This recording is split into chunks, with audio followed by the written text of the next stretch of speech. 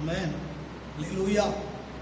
ஆண்டவருடைய பரிசுத்த நாமத்துக்கு மகிமை உண்டாவதாக. ஆண்டவர் ரட்சகருமாய் இயேசுவின் நாமத்தினாலே என்னுடைய அன்பின் வாழ்த்துக்களை உங்களுக்கு நான் தெரிவித்துக் கொள்கிறேன். அருமையான நாளிலும் கூட ஸ்தோத்திரம். நம் ஆண்டவருடைய வசனத்தை நாம் தியானிக்க இருக்கிறோம். ஒருவேளை நாம் எல்லாம் திருச்சபையாக கூடி ஆராதிக்க முடியாத சில சூழ்நிலை காணப்பட்டாலும் கூட வீடுகளிலே நீங்கள் வெளியிலே ஜெபித்து தனியாகவோ அல்லது குடும்பமாக கூடி ஜெபித்து நீங்கள் இருப்பீர்கள் என்று சொல்லி நான் கர்த்தருக்குள் விசுவாசிக்கிறேன். நீங்கள் யாவரும் ஸ்தோத்திரம் இந்த வேத வசனத்தை கேட்டு நீங்கள் பலனடைய ஆண்டவராகிய இயேசுவின் நாமத்தில் உங்களை அன்போடு கூட கேட்டுக்கொள்கிறேன். கர்த்தர் உங்களை ஆசீர்வதிப்பாராக. யாக்கோபினுடைய நிருபம்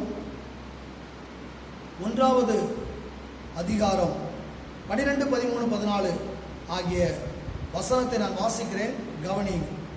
வேத புத்தகம் வைத்திருந்தால் நீங்கள் அதை எடுத்துக்கொள்ளுங்கள். யாக்கோபினுடைய நிருபம் 1வது அதிகாரம் 12, 13, 14 ஆகிய வசனம். சோதனையை சகிக்கிற மனுஷன் பாக்கியவான், அவன் உத்தமன் என்று விளங்கின பின்பு கர்த்தர் தம்மிடத்தில் அன்பு கூறுகிறவர்களுக்கு வாக்குத்தத்தம் பண்ணின ஜீவ கிரீடத்தை பெறுவான். சோதிக்கப்படுகிற எவனும் நான் தேவனால் சோதிக்கப்படுகிறேன் என்று சொல்லாதிருப்பானாக. தேவன் பொல்லாங்கினால் சோதிக்கப்படுகிறவர் அல்ல, ஒருவனையும் அவர் சோதிக்கிறவரும் அல்ல. அவனவன் தன் சுய இச்சையினாலே இழுக்கப்பட்டு சிக்குண்டு சோதிக்கப்படுகிறான் என்று சொல்லி வேதம் சொல்லுகிறது. இந்த வசனங்களுக்கு ஆதாரமாக செய்திக்கு தலைப்பாக சோதனையை மேற்கொள் என்கிற தலைப்பிலே நான் என்னுடைய வார்த்தையை இந்த நாளிலே உங்களோடு கூட நான் பகிர்ந்து கொள்ளும்படியாக இருக்கிறேன். அதோடு கூட இன்னொரு வசனத்தை கூட நீங்கள் வாசிக்கும்படி அன்பாய் கேட்கிறேன். 1 கொரிந்தியருடைய நிருபத்திலே 10வது அதிகாரம் அதில் 13வது வசனத்தை திருப்பிக் கொள்ளுங்கள். 1 கொரிந்தியர் 10வது அதிகாரம் 13வது வசனம் நான் வாசிக்கிறேன். கவனிங்கள். மனுஷனுக்கு நேரிடுகிற சோதனை அல்லாமல் வேற சோதனை உங்களுக்கு நேரிடவில்லை. தேவன் உண்மையுள்ளவராய் இருக்கிறார். உங்கள் திராணிக்கு மேலாக நீங்கள் சோதிக்கப்படுகிறதுக்கு அவர் இடம் கொடாமல் சோதனையை தாங்கத்தக்கதாக சோதனையோடு கூட அதற்கு தப்பித்துக் கொள்ளும்படியான போக்கையும் உண்டாக்குகிறார் என்று சொல்லப்பட்டிருக்கிறது நாம் பார்க்கிறோம். ஆண்டவருடைய பரிசுத்த நாமத்துக்கு மகிமை உண்டாவதாக. இதை கேட்கிற அன்பான கர்த்தருடைய ஜனமே, ஒன்றை புரிந்து கொள்ளுங்கள். இங்கே யாக்கோபு என்கிற ஒரு மனிதன் இப்படி சொல்லுகிறார், சோதனையை சகிக்கிற மனுஷன் பாக்கியவான் என்றும் உத்தமன் என்று விளங்கின பின்பு கர்த்தர் தம்மிடத்தில் அன்பு கூறுகிறவர்களுக்கு வாக்குத்தத்தம் பண்ணின ஜீவ கிரீடத்தை பெறுவான் என்றும், சோதிக்கப்படுகிற எவனும் நான் தேவனால் சோதிக்கப்படுகிறேன் என்று சொல்லாதிருப்பானாக. தேவன் பொல்லாங்கினால் சோதிக்கப்படுகிறார், அவர் ஒருவனையும் சோதிக்கிறவர் அல்ல என்று சொல்லுகிறார். அந்த உலகத்திலே வாழுகிற ஒவ்வொரு கர்த்தருடைய பிள்ளைகளுக்கும் சோதனை என்பது உண்டு. ஆமென். அல்லேலூயா. சோதனை என்பது நிச்சயமாக உண்டு. ஆனால் சோதனை என்பது ஒரே போல எல்லாருக்கும் வருவது அல்ல. எனக்கு வருகிறது போலவே உங்களுக்கு வருகிறது அல்ல, உங்களுக்கு வருகிறது போலவே எனக்கு வருகிறது அல்ல. சோதனை என்பது ஒவ்வொருவருக்கும் ஒவ்வொரு கோணத்திலே வருவது உண்டு. ஆனால் உலகத்தில் இருக்கும் வரைக்கும் ஒவ்வொருவருக்கும் ஏதாவது ஒரு சோதனை வந்து கொண்டுதான் இருக்கும். அந்த சோதனையை எப்படி மேற்கொள்வது, அதைத்தான் நம்ம பார்க்க போகிறோம். ஒன்றை கவனிங்க. நிறைய வேளைகளில் சோதனை வரும்போது என்ன நினைக்கிறோம் அப்படின்னா, தோத்துறோம், கடவுள் நம்மளை சோதிக்கிறாரு, ஆண்டவர் தான் நம்மளை சோதிக்கிறார், நிறைய வேலை சொல்வது உண்டு. நம்ம கடவுள் ஏன் தான் எங்களை இப்படி சோதிக்கிறாரோ, அவன் வேலை இல்லாமல் போயிருச்சுன்னா கடவுள் எங்களை சோதிக்கிறாரு, ஒரு வியாதி வந்துருச்சுன்னா கடவுள் எங்களை சோதிக்கிறாரு, சோதரம் குடும்பத்தில் கஷ்டம்னா கடவுள் எங்களை சோதிக்கிறார். எல்லாத்துக்கும் என்னதான், அவன் கடவுள் தான், ஆண்டவர் தான் சோதிக்கிறாரு. ஆனா வசனத்தை நீங்க ஆவியானவர் தெளிவாக எழுதி வைத்திருக்கிறார். சோதிக்கப்படுகிற எவனும் நான் தேவனாலே சோதிக்கப்படுகிறேன் என்று சொல்லாதிருப்பானாக. பிற்பகுதி இப்படி சொல்லுகிறது. ஆமா, அவர் ஒருவனை என்ன செய்யறது கிடையாது, சோதிக்கிறவர் அல்ல. அப்ப வேதம் ஒரு நாள் என்ன செய்யாது, பொய் சொல்லவே சொல்லாது. தேவன் ஒருவர் என்ன செய்ய மாட்டாரு. ஆமா, அவருக்கு இதுதான் வேலையாகும். அவர் ஒருவரையும் என்ன செய்ய மாட்டாரு, சோதிக்கவே மாட்டார். அப்ப சோதனை எப்படி வருகிறது, சோதனை எதனால வருது, சோதனை யாற்றிலிருந்து வருது, அதான் முதலாவது நம்ம என்ன செய்யணும், தெளிவாக அறிந்து கொள்ள வேண்டும். வசனத்தை நீங்க கவனிங்க. அந்த 14வது வசனம் இப்படி சொல்லுகிறது, அவனவன் தன் சுய இச்சையினாலே இழுக்கப்பட்டு சிக்குண்டு சோதிக்கப்படுகிறான் அப்படின்னு இருக்குது. அங்க ஆவியானவர் எழுதி வைத்திருக்க, அவனவன் அவளவள் தன் சுய இச்சையினாலே இழுக்கப்பட்டு என்ன செய்றாங்களாம், சோதிக்கப்படுகிறான். அப்ப இச்சையினால் இழுக்கப்பட்டு அவங்க சோதிக்கப்படுறாங்க. இச்சை எங்க இருந்து வந்தது? ஆமா, ஏன்னா அதை தெரிஞ்சு கொள்ளணும் அல்லவா? ஆதியாகம புஸ்தகத்தை திருப்பிக்கோங்க. அதுல 2வது அதிகாரத்துல 16, 17 ஆகிய வசனத்தை நீங்க வாசித்து பார்த்தீங்கன்னா, தேவனாகிய கர்த்தர் மனிதனை படைத்து ஏதேன் என்கிற ஒரு தோட்டத்தை உண்டாக்கி அந்த தோட்டத்தில் பலவிதமான விருட்சங்களை உண்டு பண்ணி மனிதனை கொண்டு அதுக்குள்ள வைக்கிறாரு. வைக்கும் போது பலவிதமான விருட்சங்கள் இருக்குது. அங்கே நன்மை தீமை அறியத்தக்க ஒரு விருட்சம் இருக்குது, ஜீவ விருட்சம் அங்க உள்ள இருக்குது. ஆமா, அதுல குறிப்பா ஆண்டவர் ஒரு காரியத்தை விளக்குறாரு. என்ன சொல்றாரு அப்படின்னு சொன்னா, அந்த 2வது அதிகாரத்துல 16, 17 வசனத்துல தேவனாகிய கர்த்தர் மனிதனை நோக்கி, நீ தோட்டத்தில் உள்ள சகல விருட்சத்தின் கனியை புசிக்கலாம், ஆனாலும் நன்மை தீமை அறியத்தக்க விருட்சத்தின் கனியை புசிக்க வேண்டாம், அதை நீ புசிக்கும் நாளில் என்ன ஆயிருவ, சாகவே சாவா என்று சொல்லி. அல்லேலூயா. கவனிங்க, ஆண்டவர் எல்லா விருட்சத்தையும் ஆண்டவர் கொடுத்து அவனுக்கு என்னென்ன தேவை அப்படிங்கிறத அறிந்து அவனுக்கு எல்லா விருட்சத்தையும் கொடுத்தாரு. ஒரே ஒரு விருட்சத்தை விளக்குறாரு, அதை விளக்கி வைக்கிறார், அவ்வளவுதான். இப்ப என்ன நடக்கிறது, 3வது அதிகாரத்தை நீங்க வாசித்து பார்த்தீங்கன்னா, அதுல 1ஆம் வசனத்தை 6ஆம் வசனத்தையும் நீங்க வாசித்து பார்த்தீங்க அப்படின்னு சொன்னா, தேவனாகிய கர்த்தர் உண்டாக்கின சகல காட்டு ஜீவன்களை பார்க்கிலும் சர்ப்பமானது தந்திரம் உள்ளதா இருந்தது. அது ஸ்திரியை நோக்கி, நீங்கள் தோட்டத்தில் உள்ள சகல விருட்சங்களின் கனியை புசிக்க வேண்டாம் என்று தேவன் சொன்னது உண்டோ என்றது. 2ஆம் வசனம், ஸ்திரீ சர்ப்பத்தை பார்த்து, நாங்கள் தோட்டத்தில் உள்ள விருட்சங்களின் கனியை புசிக்கலாம் அப்படின்னு சொல்லிட்டு அடுத்து தொடர்ந்து சொல்றார், ஆனாலும் தோட்டத்தின் நடுவில் இருக்கிற விருட்சத்தின் கனியை குறித்து நீங்கள் சாகாதபடிக்கு அதை புசிக்கவும் அதை தொடவும் வேண்டாம் என்று சொன்னார் என்று சொல்லி. 6ஆம் வசனத்தை கவனிங்க. அப்பொழுது ஸ்திரியானவள் அந்த விருட்ச புசிப்புக்கு நல்லதும் பார்வைக்கு இன்பமும் புத்தியை தெரிவிக்கிறதும் இச்சிக்கப்படத்தக்க விருட்சமாய் இருக்கிறது என்று கண்டு அதன் கனியை பறித்து புசித்து தன் புருஷனுக்கும் கொடுத்தாள் என்று சொல்லி சொல்லப்படுது. நம்மள கேட்டதான ஒரு வசனங்கள் தான், அறிந்த வசனம். நல்லா கவனிங்க, தேவன் அந்த கனியை சொல்லும் போது என்ன சொல்றாரு, நன்மை தீமை அறியத்தக்க கனின்னு தான் சொன்னாரு. அங்க என்ன கிடையாது அப்படின்னு தெரியுமா, இச்சை கிடையவே கிடையாது. ஆனா ஒன்று, அது விளக்கப்பட்ட ஒரு கனி, அதாவது இவனுக்கு சொந்தமில்லாத ஒரு கனி, இவனுக்கு விளக்கப்பட்டிருக்கிற, அவன் அதை புசிக்காத அப்படிங்கிறார். அது உள்ள இருக்குது, அது அவனுக்கு சொந்தம் கிடையாது. வேற எதுக்கு அதுல ஆண்டவர் படைச்சு வச்சார், அது நமக்கு தேவையில்லாத ஒரு காரியம். ஆமா, தோத்திரம். அதை நம்ம கேட்க கூடாது. தேவன் எதுக்கு படைச்சாரு அப்படிங்கிறது இல்ல, நன்மை தீமை அறியத்தக்க கனின்னு தான் சொல்லப்பட்டிருக்குது. அப்ப எப்படி அதுல இச்சை வந்தது, அதுல தெளிவா சொல்ல பாருங்க. ஸ்தோத்திரம். அது புத்தியை தெளிவிக்கிறதுக்கு இச்சிக்கப்படத்தக்க விருட்சமா இருந்தது. இச்சை எப்படி வருது, நல்லா கவனிக்கணும். ஸ்தோத்திரம். அவனுக்கு தோத்திரம் இல்லை என்று சொல்லி ஒதுக்கப்பட்டது அல்லது விளக்கப்பட்டது. விளக்கப்பட்ட ஒரு கனி, தனக்கு சொந்தமில்லாத ஒன்றின் மீது ஆசை வைக்கும் போது அந்த ஆசை என்னவா மாறுது, இச்சையாய் மாறுகிறது. எதுவா இருக்கட்டும், கனியா இருக்கட்டும், கனி மட்டுமல்ல, வேற உலகத்துல எந்த காரியமா இருக்கட்டும். இதை கேட்கிற அருமையான சகோதரனே சகோதரியே, சோத்திரம், உனக்கு சொந்தமில்லாத ஒன்றை நீ ஆசை வைப்பாயானால் அந்த ஆசை தான் என்னவா மாறுதுன்னா இச்சையாய் மாறுகிறது. இச்சை எங்கிருந்து உண்டாகிறது அப்படின்னு சொன்னா, பிசாசு அதை என்ன செய்கிறான், அவளுக்குள்ள அவனுக்கு சொந்தமில்லாத ஒன்றின் மீது ஆசைப்பட வைக்கிறான். அந்த ஆசையை அவளுக்குள்ள உருவாக்குறான். ஆமா, மீண்டும் மீண்டுமாக சொல்லி பிரெயின் வாஷ் பண்றான். அவன் புத்திய வேற விதமா கொண்டு வரான். அந்த வசனத்தெல்லாம் நீங்க அப்படி வாசித்து பாருங்க. தேவன் சொன்ன காரியத்தை விட்டுட்டு வேறு விதமா ஒரு எண்ணத்தை, சந்தேகத்தை, கேள்விக்குரிய உள்ள உருவாக்குறான், ஒரு ஆசையை உள்ள உருவாக்குறான். ஏன்னா அது விளக்கப்பட்டது, அது அவனுக்கு சொந்தமில்லாதது, அவளுக்கு சொந்தமே இல்லாதது. சொந்தமில்லாத ஒன்றின் மீது ஒரு ஆசையை அவன் என்ன செய்யறான், பிசாசானவன் உருவாக்குறான். அப்ப சொந்தமில்லாத ஒன்றின் மீது ஆசைப்படும் போது அந்த ஆசை என்னவா மாறுதுன்னா இச்சையாய் மாறுகிறது. ஆமென், அல்லேலூயா. ஆமா, அந்த இச்சையத்தான் குறித்து யாக்கோபு சொல்றாரு. அந்த இச்சை உள்ளவ என்ன செய்தான், அது கற்பம் தெரித்து பாவத்தை அது பிறப்பிக்கிறது. பாவம் என்ன கொண்டு வருது, மரணத்தை கொண்டு வருதுன்னு சொல்லி. அப்ப நல்லா கவனிங்க, தேவன் அதை சோதிக்கிறதுக்காக கிடையாது. தேவன் ஒருவனை என்ன செய்யாது, ஏன்னா அவர் ஏற்கனவே சொல்லிட்டாரு, அது நன்மை தீமை அறியத்தக்க கனியை என்ன செய்யக்கூடாது, புசிக்க கூடாது. அதன் மேல ஆசையை கொண்டு வர வைத்தது பிசாசு. அந்த ஆசையை அவனுக்கு சொந்தமில்லாத ஒன்றின் மேல் ஆசைப்பட வைத்த போது அந்த ஆசை என்னவா மாறுது, இச்சையாக மாறுகிறது என்று சொல்லி வேதம் சொல்லுகிறதை குறித்து நம்ம பார்க்கிறோம். கர்த்தருடைய பரிசுத்த நாமத்துக்கு மகிமை உண்டாவதாக. கவனிங்க, 1 யோவானுடைய நிருபத்தில் 2வது அதிகாரம் அதுல 15, 16 ஆகிய வசனத்தை வாசிங்க, அதை பாருங்க. 1 யோவான் 2வது அதிகாரத்துல 15-16 ஆகிய வசனம்.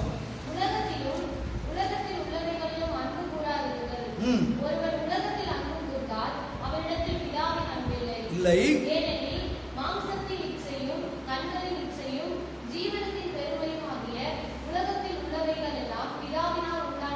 அல்ல, உலகமும் அந்த நிச்சயம் ஒளிந்து போகும், செய்கிறவனோ என்றென்றைக்கும். நல்லா கவனிங்க, அந்த 16 வசனத்தில் அழகாக ஆவியானவர் யோவான் மூலமா எழுதி வைத்திருக்க, ஏனெனில் மாம்சத்தின் நிச்சயம் கண்களின் நிச்சயம் ஜீவனத்தின் பெருமையும் ஆகிய உலகத்தில் உள்ளவைகள் எல்லாம் பிதாவினால் உண்டானவைகள் அல்ல. எல்லாம் தேவன் தான் படைச்சான்னு சொல்லிடக்கூடாது. இந்த இச்சை எங்கிருந்து வந்ததுங்கிறது தெளிவா புரிஞ்சு கொள்ளணும்.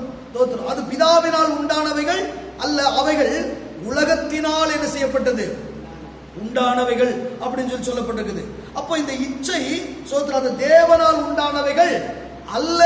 தோத்திரம், தனக்கு சொந்தமில்லாத ஒன்றின் மேல் எந்த ஒரு மனிதன் மனுஷி ஆசைப்படுகிறார்களோ அந்த ஆசை தான் என்னவா மாறுது, இச்சையாக அது மாறுகிறது என்று சொல்லப்பட்டிருக்குது. இதைத்தான் அப்போஸ்தலனாகிய பவுல் கலாத்தியருக்கு எழுதின நிருபம் 5வது அதிகாரம் 24 வசனத்தை நீங்க வாசித்து பார்த்தீங்கன்னா, கிறிஸ்துவினுடையவர்கள் தங்கள் மாம்சத்தையும் அதன் ஆசை இச்சைகளை இணைந்திருக்கிறாங்க, சிலுவையிலே அறைந்திருக்கிறார்கள். அல்லேலூயா.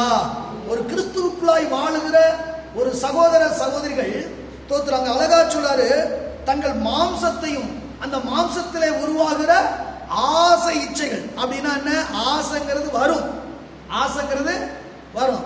ஆசை பாவம் அல்ல, ஆனா தனக்கு சொந்தமில்லாத ஒன்றின் மீது எந்த ஒரு மனிதன் மனுஷ ஆசைப்படுகிறாங்களோ அந்த ஆசை என்னவா மாறுதான், இச்சை. ஒரு வேளை அப்படி கர்த்தருடைய பிள்ளைகளுக்கு வரக்கூடிய இருந்தாலும் அப்படிப்பட்டதை கூட எங்க கொண்டு போயிறாங்களா, கல்வாரி சிலுவைக்கு கொண்டு போயிறாங்களா. ஆமென், அல்லேலூயா.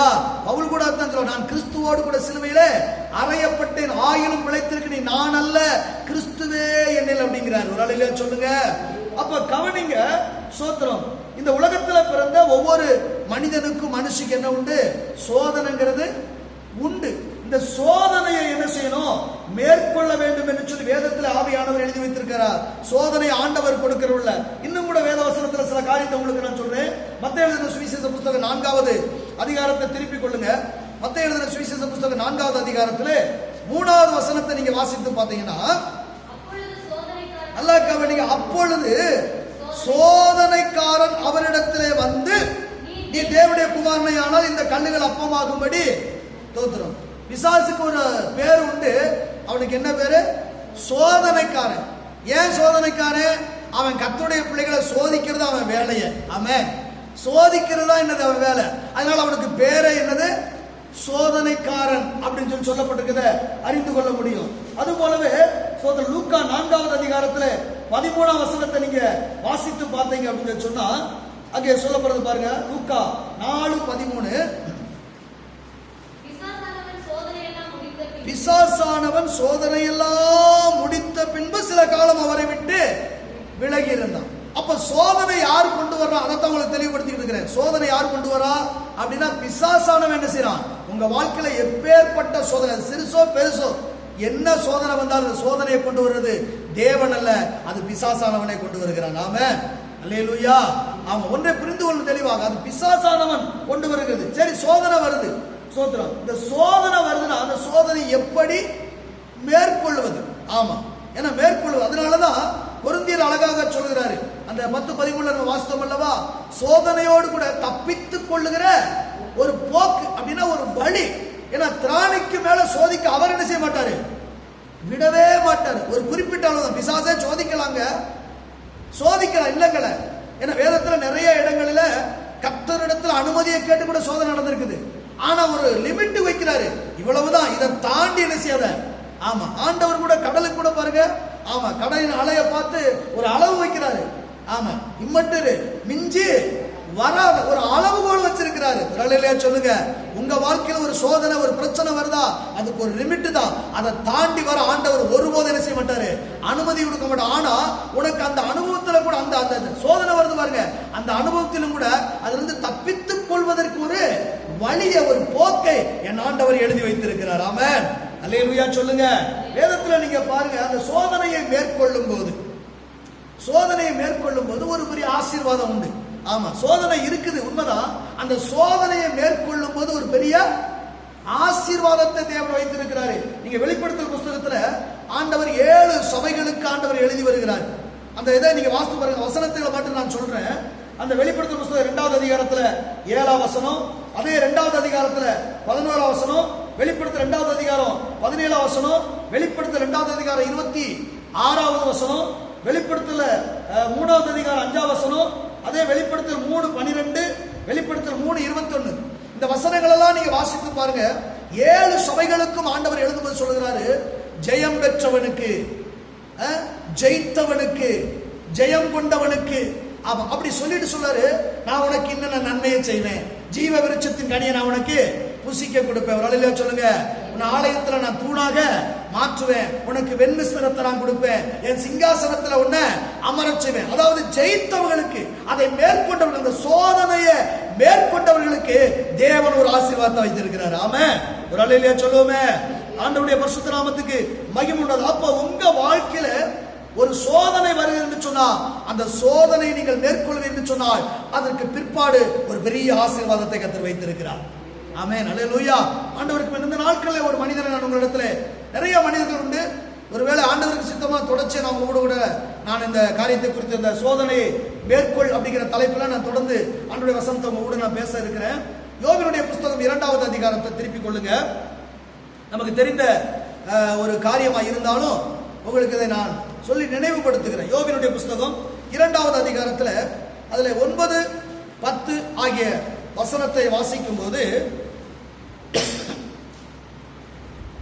யோபு 2, 9, 10. அப்பொழுது அவன் மனைவி அவனை பார்த்து, உம்முடைய உத்தமத்தில் உறுதியாய் இருக்கிறீரோ, தேவனை தூசித்து ஜீவனை விடும் என்றான். அதற்கு அவன்,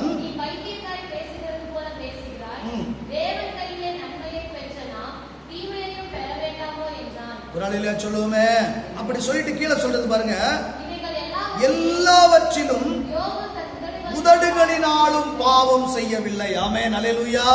ஆண்டவருக்கு மகிமை உண்டாவதாக. யோபுக்கு இங்க ஒரு பெரிய சோதனை வந்தது. யோபுக்கு எதனால சோதனை வந்தது அப்படின்னா, ஒவ்வொருவரும் ஒவ்வொரு விதமான கருத்துக்கள் சொல்லலாம். ஆனா என்னுடைய அந்த தியானத்தின்படி நான் பார்த்த அளவுக்கு, ஸ்தோத்திரம், அந்த 1வது அதிகாரத்தில் 1ஆம் வசனம் இப்படி சொல்லுகிறது. கர்த்தர் அவனை குறித்து நற்சாட்சி கொடுக்கிறார். அதுல அவனை பத்தி சொல்றது, உர்சு அப்படிங்கிறதான, உர்சு என்கிறதான தேசத்திலே யோபு என்னும் பேர் கொண்ட ஒரு மனுஷன் இருந்தான்.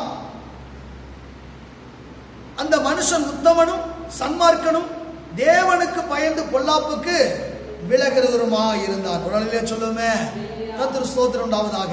கவனிங்க, யோபை குறித்து கர்த்தர் இந்த வேத புத்தகத்திலே சாட்சி கொடுக்கிறார். யோபு எப்படிப்பட்டவனா இருந்தானா, அவன் ஒரு பெரிய சீமான், ஒரு பெரிய பணக்காரன்.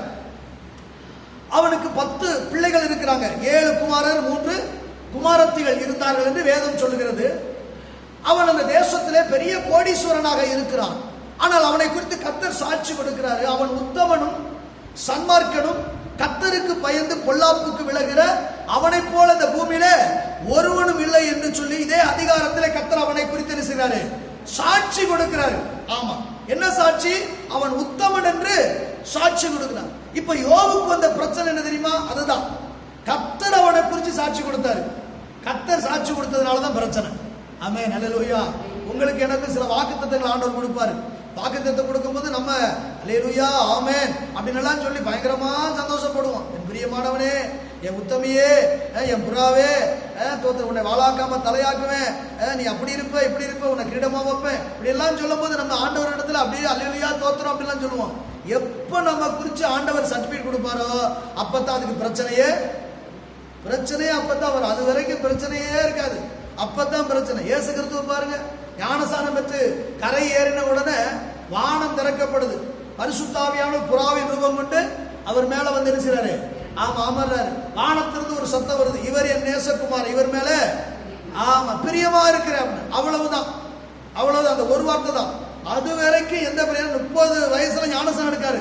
30 வயது வரைக்கும் தோத்திரம் அவருக்கு பிரச்சனை வந்ததாக எங்கேயுமே பார்க்க முடியாது. ஆனா இப்ப ஒரு பிரச்சனை வருது, பிசாசால வருது. பிசாசால என்ன வருது? பிசாசு வருது, பிரச்சனை வருது. எப்படி வருது? தோத்திரம். வனாந்தரத்துல வச்சுக்கிட்டு பிசாசு சோதிக்கிறான். ஆமா, நீர் தேவனுடைய குமாரனே ஆனார். அல்லேலூயா. ஏன் இந்த வார்த்தை அப்படின்னா, அவர் சாட்சி சொல்லிட்டாராம். ஆமா, இவர் என் நேச குமாரன் சொல்லிட்டாராம். உடனே அவன் சொல்றான், நீர் தேவனுடைய குமாரன் ஆனார். இங்க யோப குறிச்சும் பாருங்க, உத்தமன் அப்படி சாட்சி கொடுத்துறாரு. அவ்வளவுதான். உத்தமத்துக்கு வருகிற ஒரு பெரிய பிரச்சனை. ஏன்னா அந்த உத்தமத்தை விட்டு அவன் என்ன செய்யணும்? வழி விலகணும். அதுதான் அவனுக்கு சோதனை. கர்த்தருக்கு மகிமை உண்டாவதாக. இப்ப இந்த அவருடைய மனைவி என்ன சொல்றாரு பாருங்க. அப்பொழுது மனைவி அவரை பார்த்து, நீர் இன்னும் உங்களுடைய உத்தமத்தில் உறுதியா இருக்கிறீரோ, தேவனை தூசித்து நினைஞ்சிருங்க, ஜீவனை விடும் அப்படின்னு சொல்லி. நல்லா கவனிக்கணும். யோபுக்கு ஏன் இப்படிப்பட்டதான சோதனை? யோபு தன் வாழ்வில தோத்திரம் எதெல்லாம் இழக்கக்கூடாதோ அத்தனை இழந்துட்டான். எதெல்லாம் இழக்கக்கூடாதோ அத்தனையும் அவன் இழந்து இருக்கிறான். தோத்திரம் சொத்தை இழந்தான், சுகத்தை இழந்தான். ஆமென். சொத்தை, தன் பிள்ளைகளை இழந்தான். அதோடு மாத்திரம் தன் சரீரத்திலே வியாதி வந்து எல்லா விதமான அந்த சுகத்தை இழந்த நிலைமையில இப்ப வேதனையோடு கூட இருக்கிறான். இழப்பதற்கு வேற ஒன்று, உயிர் மட்டும் நெஞ்சு இருக்குது, ஊசலாடிக்கிட்டு இருக்குன்னு சொல்லுவாங்க. அப்படித்தான் நிலைமையில இருக்கிறான். இப்ப என்ன நடக்குது? இதற்கும் மேலாக ஒரு சோதனை வருது. என்ன சோதனை தெரியுமா? தோத்திரம் மனைவி மூலமா ஒரு சோதனை வருது. தேவனை தூசிக்கும்படியாக, தன் ஆவினாலே தேவனை சபிக்கும்படியாக, தூசிக்கும்படியாக ஒரு துர் ஆலோசனை என்ன செய்து கொடுக்கப்படுகிறது. நல்லா கவனிக்கணும். பிசாசு வந்து ரொம்ப தந்திரமானவன். பிசாசு வந்து டைரக்டா வந்து எப்பவுமே யாருக்கு ஒரு சோதனையை கொடுக்க மாட்டான். அவன் வேலை என்ன தெரியுமா? தேவனை தூசிக்கணும், தேவனை விட்டு நம்மளை என்ன செய்யணும்? தூரமாக்கணும். இதுதான் அவன் வேலை. ஒரு பிரச்சனை வந்தாலும் சரி, போராட்டம் வந்தாலும் சரி, தேவனை விட்டு உங்களை என்ன செய்யணும்? தூரமாக்கணும். இல்லாட்டா உங்க வாயினாலேயே தேவனை என்ன செய்யணும்? ஏன்னா இன்னைக்கு சில பேர் பாருங்க, நன்மையை பெறும்போது தோத்திரங்காங்க. ஆமா, எல்லாம் வரும்போது தோத்திரங்காங்க. ஏதாவது கஷ்டம் பிரச்சனை வரும்போது பாருங்க, அதே தேவனை என்ன செய்யறாங்க? ஆண்டவர் யாக்கோபு நிருபத்தை அழகாளிக்கிட்ட, துதித்தலும் சபித்தலும் ஒரே நாவிலிருந்து ஆமா வரலாமா அப்படின்னு சொல்லி கேட்கிறாரு. தோத்திரம் கசப்பானதும் தித்திப்பானதும் ஒரே ஊற்றுக்கண்ணிலிருந்து தோன்றுமோ அப்படிங்கிறார். சபித்தலும் துதித்தலும் ஒரே நாவிலிருந்து எப்படி வருது? அப்படி என்னைக்கு நிறைய பேரு நான் நாவினால தேவன் என்ன செய்றாங்க? தூசிக்கிற ஒரு அனுபவமா இருக்கிறது. இங்கும் கூட ஒரு துர் ஆலோசனை கொடுக்கப்படுது. எதுக்கு? தேவனை யோபு என்ன செய்யணும்? தூசிக்கணும். அதுதான் தேவனை தூசிக்கணும். தூசித்துட்டா ஜெயிச்சாச்சு, அவ்வளவுதான். தோத்த நான் வந்த வேலை என்னஞ்சிருச்சு, முடிஞ்சிருச்சு. இப்ப இவனுக்கு வருகிற சோதனையை யோபு என்ன செய்யணும்? மேற்கொள்ளணும். ஆமென் சொல்லுங்க. அல்லேலூயா. மேற்கொள்ளணும். ஆமா, ஏன்னா ஆண்டவருக்கு அவன் மேல ஒரு பெரிய நம்பிக்கை இருந்தது. உங்க மேலே ஒரு நம்பிக்கை வச்சிருக்கிறாரு. வருகிற பிரச்சனை, வருகிற போராட்டம், வருகிற சோதனையில தோத்திரம் நிச்சயமா நீங்க அதை என்ன செய்வீங்க? மேற்கொள்ளுவீங்க. என் பிள்ளை என் பலத்தை பெற்று என்னை சார்ந்து அதை மேற்கொள்வான்னு கர்த்தர் உங்க மேல என்ன செய்யறாரு? ஒரு பெரிய நம்பிக்கையை வைக்கிறாரு. ஆமா, யோபு கூட சொல்றான் பாருங்க, என்னை கொன்று போட்டாலும் அவர் மேல என்ன செய்வேன்? நம்பிக்கை. அந்த நம்பிக்கை தோத்திரம்.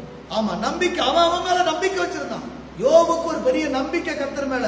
தோத்த நம்பிக்கை கடைசி வரைக்கும். கவனிங்க, நாவினால தூசிக்கிறதுக்கு ஒரு துர் ஆலோசனை மனைவி மூலமா வழங்கப்படுகிறது. நான் நினைக்கிறேன் எப்படி, ஏன்னா பிசாசு யார் மூலமா கூட என்ன வரும்? சோதனைய கொண்டு வருவான். ஏன்னா இயேசு கிறிஸ்துவை ஆமா தோத்திரம் சோதிப்பதற்கு, சாரி, இயேசு கிறிஸ்துவை காட்டி கொடுப்பதற்கு யூதாசு மூலமா என்ன பிசாசு தூண்டினான் அப்படின்னு இருக்குது. அது மாத்திரமல்ல, இயேசு கிறிஸ்து இந்த உலகத்துக்கு வந்த நோக்கம் என்ன தெரியுமா?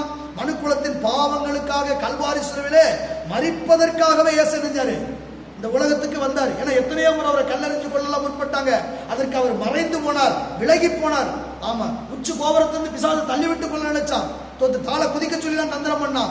எல்லாத்துக்கும் ஆண்டவர் விலகி போனாரு. ஆனா ஒன்றை கவனிங்க, ஏன்னா இயேசு கிறிஸ்து கல்வாரி சிலுவையிலே மரித்தாத்தா மனுக்குலத்துக்கு என்ன உண்டு? மீட்பு உண்டு, ரட்சிப்பு உண்டு. ஏன்னா மரத்திலே தூக்கப்பட்ட எவனும் சபிக்கப்பட்டவன் எழுதியிருக்கிறபடி கிறிஸ்து இயேசு நியாயப்பிரமாணத்தின் சாபத்துக்கு நீங்களாக்கி மீட்கும்படியாக அவர்தாமே சோத்திரம் அந்த கல்வாரி சிலுவை மரத்திலே தொங்கினார் சொல்லப்பட்டிருக்குது.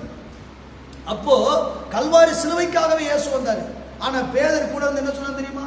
தோத்திரம். அவன் அதுக்கு முன்னாடி சீசர்களோடு கூட பேசிக்கிட்டு இருக்கும்போது ஜனங்கள் என்ன யாருன்னு சொல்றாங்க அப்படின்னு கேட்கும்போது ஒவ்வொருத்தரும் ஒவ்வொரு கருத்துக்களை சொல்றாங்க. அப்ப கடைசியில கேட்கிற, நீங்கள் என்ன யாருன்னு நினைக்கிறீங்க? பேதுரு அழகா சொல்கிறார், நீ ஜீவனுள்ள தேவனுடைய குமாரனாகிய கிறிஸ்து. அப்ப இயேசு சொல்றாரு, பேதுருவே, மாம்சம் ரத்தம் உனக்கு இதை வெளிப்படுத்தல, பிதாவே உனக்கு நினைஞ்சாரு அல்லேலூயா. அப்படிப்பட்ட சாட்சி பெற்றவன் தான். ஆனா கொஞ்ச நேரம் கழிச்சு பாருங்க, இயேசு தான் படப்போகிற பாடுகளை குறித்து அவர்கிட்ட பகிர்ந்து கொள்ளும் போது தனியா கூட்டிட்டு போய் அவரை கடிந்து கொண்டானா. உமக்கு இப்படி நேரிடக்கூடாது, இப்படி சம்பவிக்க கூடாதுன்னு.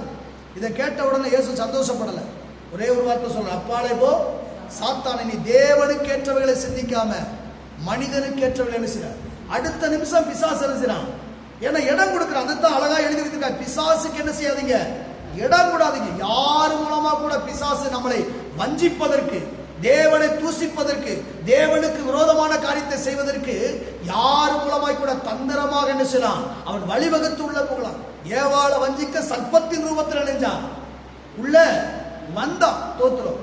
தாவீது விழுந்து போவதற்கு பச்சைவால் மூலமா நினைஞ்சான், உள்ளே வந்தான். அதனாலதான் வேதம் சொல்லுது, பிசாசுக்கு என்ன செய்யாதீங்க, இடம் போடாதீங்கன்னு. இப்ப என்ன நடக்குது? ஆமா, யோபை தூசிப்பது, யோபு தன் நாவினாலே தேவனை தூசிப்பதற்கு, ஆமா, மனைவி மூலமா ஒரு தந்திரமான துர்ராலோசனை கொடுப்பதற்கு பிசாசு வகை செய்கிறான். ஆனா யோபு அதை என்ன செய்கிறான் தெரியுமா? தோத்திரம். அவன் அழகாக சொல்லுற அந்த வார்த்தையில என்ன சொல்ல, அதற்கு அவன், நீ பைத்தியக்காரி பேசுகிறது போல பேசுகிறாய், தேவன் கையிலே நன்மையை பெற்ற நாம் தீமையை பெற வேண்டாமோ என்றான். இவைகள் எல்லாவற்றிலும் யோபு தன் உதடுகளினாலும் என்ன செய்யலையா, பாவம் செய்யவில்லை. விரலிலே சொல்லுவோமே, தோத்திரம். ஏன்னா தேவனை தூசிக்கத்தான் அந்த பிரச்சனை நடக்குது. ஆனா தன் உதடுகளினாலும் பாவம் செய்ய. அதோடு மாத்திரமல்ல, வாசிங்க யோபினுடைய புஸ்தகம் 27வது அதிகாரம் 5வது வசனத்தை நீங்க வாசித்து பார்த்தீங்கன்னா அங்கே சொல்லப்படுகிறது பாருங்க. யோபு 27:5. சிநேகிதரிடத்தில் சொல்றான் பாருங்க, நீங்கள் பேசுகிறது நீதி என்று நான் ஒத்துக்கொள்வது எனக்கு தூரமாய் இருப்பதாக என் ஆவி பிரியும் மட்டும். ஒரு நிலையில சொல்லுவோமே, அவன் சொல்றான் பாருங்க, செத்து கூட போயிருவேன், சாகுற வரைக்கும் கூட தோத்திரம் என் உத்தமத்தை விட்டு என்ன செய்ய மாட்டேன்.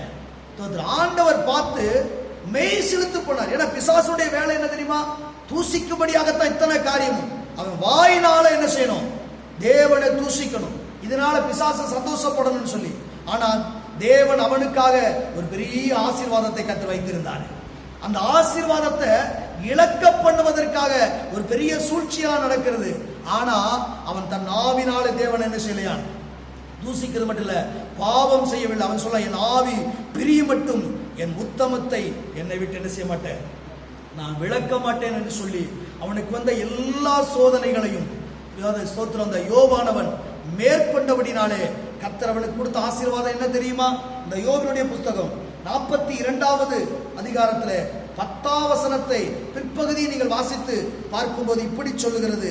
42வது அதிகாரம் 10ஆம் வசனத்துடைய பிற்பகுதி சொல்லுகிறது, யோபுக்கு முன்னிருந்த எல்லாவற்றை பார்க்கிலும் இரட்டத்தனையாய் கர்த்தர் அவனுக்கு தந்தருளினார். அல்லேலூயா, தோத்திரம். பாருங்க, யோபுக்கு முன்னிருந்த எல்லாவற்றை பார்க்கிலும் 2 மடங்கான நன்மை, 2 மடங்கான ஆசீர்வாதம், 2 மடங்கான மேன்மையை கர்த்தரே அவனுக்கு தந்தாராம்.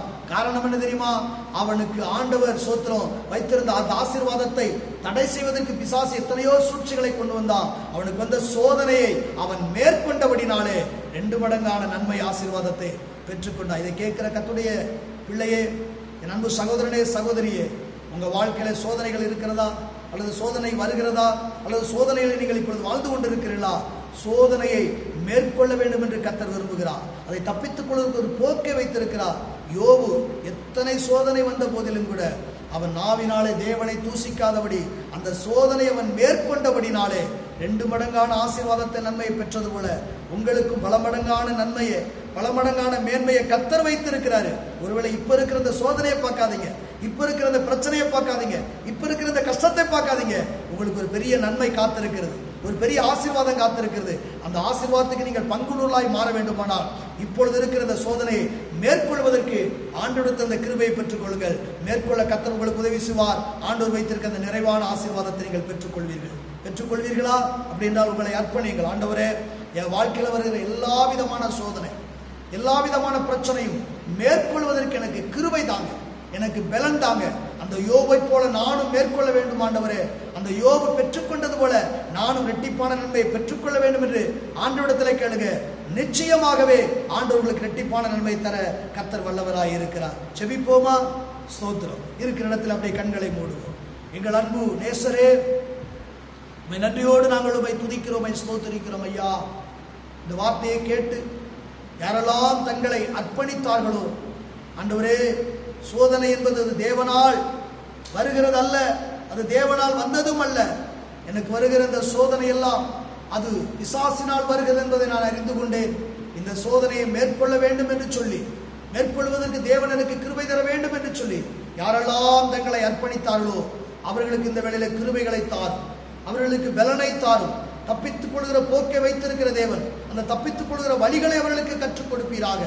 கேட்ட வார்த்தையின்படி ஆண்டவரே இவர்கள் வாழ்வதற்கு உதவி செய்யுங்க. யோபு சோதனையை மேற்கொண்ட பிற்பாடு இரட்டிப்பான ஆசீர்வாதங்களை பெற்றது போல உங்க பிள்ளைகளுக்கு நீங்க வைத்திருக்கிற அந்த நிறைவான ஆசீர்வாதம், அந்த நிறைவான நன்மையை பரிபூரணமாய் பெற்றுக்கொள்ள பரிசுத்தாவியான உதவி செய்யும். இதை கேட்ட பார்த்த யாவரை பிதா குமார பரிசுத்தாவி நாமத்தில் நான் வாழ்த்தி ஆசீர்வதிக்கிறேன். உடைய அன்பு கரமுடைய பிள்ளைகளோடு கூட இருக்கட்டும். அப்படி செய்வதற்காய் நன்றி. இயேசுவின் நாமத்தில் பிதாவே, ஆமென். ஆமென். கர்த்தர் உங்களை ஆசீர்வதிப்பாராக. இந்த வார்த்தையை நீங்கள் கேட்ட பார்த்த யாவரும் ஆசீர்வதிக்கப்பட்டிருப்பீர்கள். நீங்கள் மாத்திரமல்ல, மற்றவர்களுக்கு இதை அறிமுகப்படுத்துங்கள், மற்றவர்கள் பார்க்கும்படி செய்யுங்கள். ஆண்டவர் உங்களோடு கூட இருப்பாராக. God bless you. ஆமென்.